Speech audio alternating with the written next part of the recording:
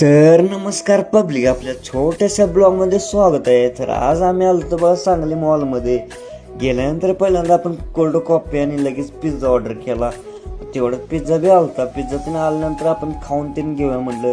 खाऊन झाल्यानंतर ह्यांचं अजून खातच होते. खाऊन झाल्यानंतर आपली बारक्या गाडी यांची मोठी सभा चालू होती बघा. सभा यांची झाल्यानंतर जावं म्हटलं आपण. यांची सभा बी झाली बघा.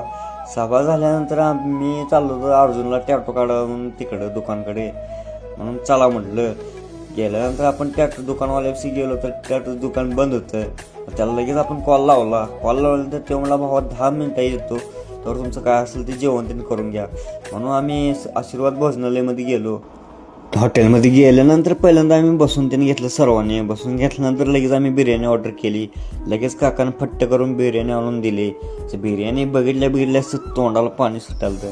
मग आम्ही बिर्याणी खाऊन झाल्यानंतर लगेच भैयाचा फोन आला होता, आलोय शॉपमध्ये या, मला बी जायचं घरी म्हणून. गेल्यानंतर पहिल्यांदा अर्जुनला त्यांनी डिझाईन दावली तर अर्जुन म्हटलं मला 1 नंबरवाली काढायचं आहे म्हणून लगेच गाड्याला बसवून घेतला सेटअप लावून. गाडी टॅटू काढून झाला.